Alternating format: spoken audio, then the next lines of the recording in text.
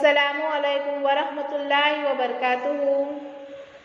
जनाब Babubhai सोपारीवाला girls primary school ધોરણ 7 વિષય વિજ્ઞાન વિદ્યાર્થીનીઓ, આજથી આપણે બીજું સત્ર દ્વિતીય સત્ર ચાલુ કરીશું, એની શરૂઆત કરીશું, જેમાં આપણે આજે પ્રકરણ 10 જોઈશું, સજીવોમાં શ્વસન।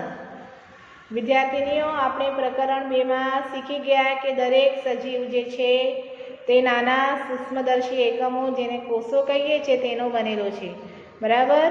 તો આ કોષ જે છે તે સજીવનો રચનાત્મક અને ક્રિયાત્મક એકમ છે। કોષને કાર્ય કરવા શેની જરૂર પડે છે? શક્તિની।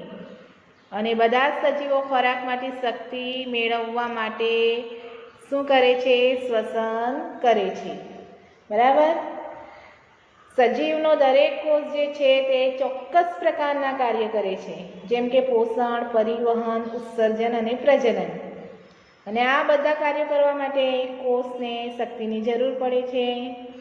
ખાતી, સૂતી અને વાંચતી વખતે પણ આપણને શક્તિની જરૂર પડે છે, બરાબર। તમને ખબર હશે કે તમારા માતા પિતા તમને કહેતા હશે કે ખોરાક નિયમિતપણે લેવું જોઈએ। કેમ કે ખોરાકમાં સંગ્રહિત ઉર્જા હોય છે જે શ્વસન દરમિયાન છૂટી પડે છે। તેથી બધા સજીવો ખોરાકમાંથી શક્તિ મેળવવા માટે શ્વસન કરીએ છીએ। શ્વાસોચ્છ્વાસ દરમિયાન આપણે હવા લઈએ છીએ, બરાબર। તમે જાણો છો કે હવામાં ઓક્સિજન હોય છે અને ઉચ્છ્વાસ દરમિયાન આપણે કાર્બન ડાયોક્સાઇડ બહાર કાઢીએ છીએ। આપણે જે હવા અંદર લઈએ છીએ ને તે આપણા શરીરના વિવિધ ભાગોમાં, અલબત્ત દરેક કોષોમાં પહોંચે છે। આ કોષોમાં હવામાં રહેલો ઓક્સિજન ખોરાકને તોડવામાં મદદ કરે છે, બરાબર। તો આપણે જોઈએ કોષીય શ્વસન, કે કોષોમાં ખોરાકના કણને તોડી ઉર્જા મુક્ત કરવાની પ્રક્રિયાને શ્વસન કહે છે, બરાબર।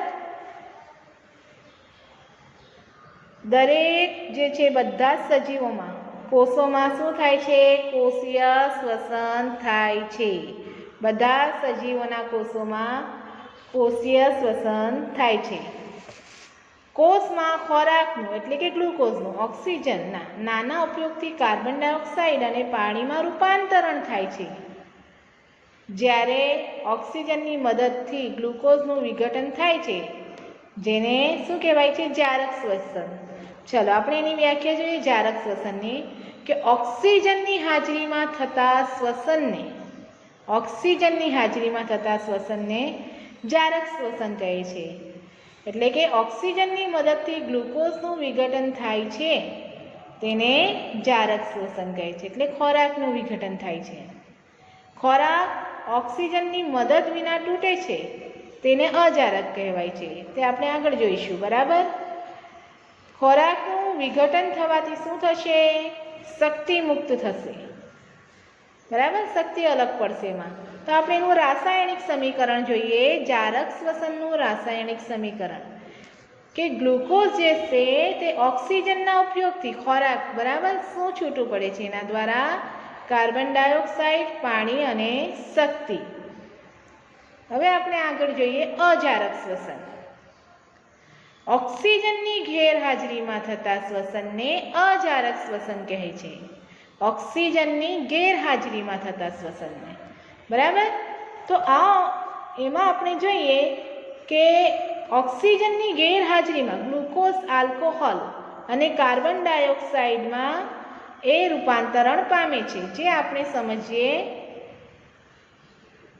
કે ભારે કસરત દરમિયાન આપણા સ્નાયુઓ ખેંચાઈ જાય છે। જ્યારે સ્નાયુઓ અજારક શ્વસન કરે ત્યારે સ્નાયુ ખેંચાણ પામે છે। એટલે ગ્લુકોઝનું અપૂર્ણ દહન થવાથી લેક્ટિક એસિડ જે છે તે ઉત્પન્ન થાય છે। હવે આ લેક્ટિક એસિડ એકઠો થવાને કારણે સ્નાયુઓ શું થશે? ખેંચાઈ જાય છે। આપણે જ્યારે ગરમ પાણીથી સ્નાન કરીએ છીએ અથવા માલિશ કરીએ છીએ ત્યારે આપણને ખેંચાણથી શું મળશે? છુટકારો મળશે। ગરમ પાણીનું સ્નાન અને માલિશ રુધિરના વહનને ઝડપી કરે છે. પરિણામે શું થશે? સ્નાયુઓના મળતા ઓક્સિજનનું પ્રમાણ વધે છે. વધતો ઓક્સિજનનો જથ્થો લેક્ટિક એસિડનું સંપૂર્ણપણે કાર્બન ડાયોક્સાઇડ અને પાણીમાં રૂપાંતરણ પામે છે. બરાબર. હવે આપણે એનું સમીકરણ જોઈએ કે પ્રાણીઓના સ્નાયુઓમાં થતા અજારક શ્વસનનું રાસાયણિક સમીકરણ. ગ્લુકોઝ જે છે તે સ્નાયુઓમાં ઓક્સિજનની ગેરહાજરીમાં એટલે એના ઉપયોગ વિના શું છૂટું થશે? લેક્ટિક એસિડ અને શક્તિ. બરાબર. જે આપણે સ્નાયુમાં જોયું કે અજારક શ્વસન થાય છે, એટલે કે કસરત દરમિયાન કેટલાક સ્નાયુઓમાં અજારક શ્વસન થાય છે. બરાબર. એ અજારક શ્વસન કરે છે. ચલો હવે આપણે આગળ જોઈએ કે યીસ્ટમાં થતા અજારક શ્વસનનું રાસાયણિક સમીકરણ. એમાં જોઈએ કે ગ્લુકોઝ ઓક્સિજનની ઉપયોગ વિના એટલે કે આ યીસ્ટમાં જોઈશું આપણે આલ્કોહોલ, કાર્બન ડાયોક્સાઇડ અને શક્તિ છૂટી પડે છે. બરાબર. ચલો હવે આપણે જોઈશું શ્વાસોચ્છ્વાસ. તમારા નસકોરા અને મોં ચુસ્ત રીતે બંધ કરો અને ઘડિયાળ જુઓ. તમે ક્યાં સુધી બને તેમ તમે એને બંધ રાખી શકો અને તમારી શ્વાસ રોકી શકવાનો તમારે સમય નોંધો. આપણે લાંબા સમય સુધી શ્વાસોચ્છ્વાસ વિના જીવી શકતા નથી. શ્વાસોચ્છ્વાસ એટલે શું કહેવાય કે ઓક્સિજનયુક્ત હવા અંદર લેવી અને શ્વસન અંગો જે છે એના દ્વારા કાર્બન ડાયોક્સાઇડયુક્ત હવા બહાર કાઢવી. બરાબર. એમાં આપણે જોઈએ કે ઓક્સિજનયુક્ત જે હવા છે તે શરીરની અંદર લેવાની ક્રિયાને શ્વાસ કહે છે. બરાબર. ઓક્સિજનયુક્ત હવા શરીરની અંદર લેવાની ક્રિયાને શ્વાસ કહે છે અને કાર્બન ડાયોક્સાઇડયુક્ત હવા બહાર કાઢવાની ક્રિયાને ઉચ્છ્વાસ કહે છે. બરાબર. હવે આપણે જોઈએ જે શ્વાસોચ્છ્વાસની ક્રિયા છે તે સજીવોના જીવનકાળ દરમિયાન આ પ્રક્રિયા ચાલતી રહે છે. જ્યારે વ્યક્તિ 1 મિનિટમાં જેટલી વાર શ્વાસોચ્છ્વાસ કરે છે તેને શું કહેવાય છે? શ્વસન દર કહેવાય છે. બરાબર. શ્વાસોચ્છ્વાસ દરમિયાન શ્વાસ અને ઉચ્છ્વાસની પ્રક્રિયા વારાફરતી થાય છે. એટલે કે એક શ્વાસ અને એક ઉચ્છ્વાસ એવી રીતે થશે. બરાબર. આગળ જોઈએ આપણે. સામાન્ય સ્થિતિમાં આપણે શ્વસન દર જે છે તે 15 થી 18 શ્વાસોચ્છ્વાસ પર મિનિટ હોય છે. બરાબર. કેટલું હશે? 15 થી 18.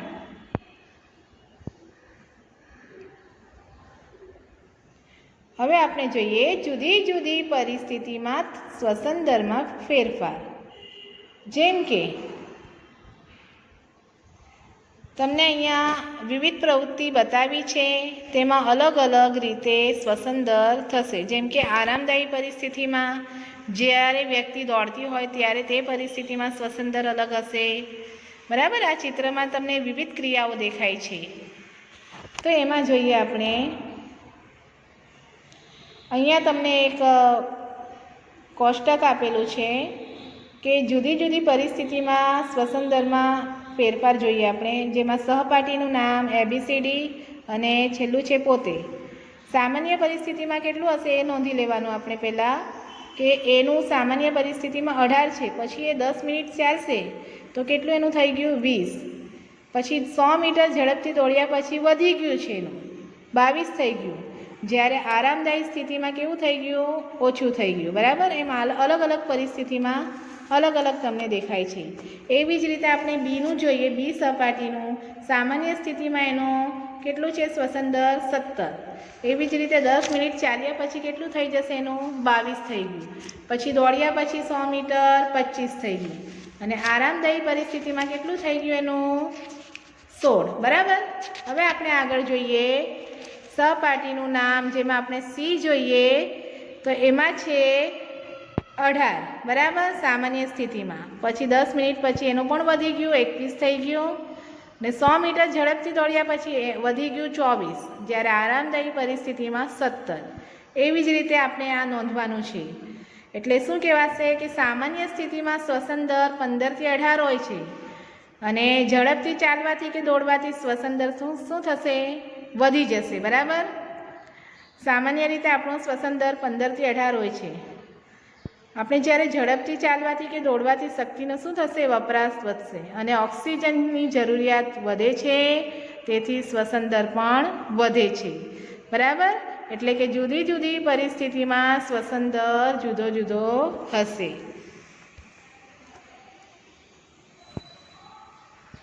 વિદ્યાર્થીનીઓ, આના પછીની સમજ આપણે આગળના તાસમાં કરીશું. બરાબર. Thank you.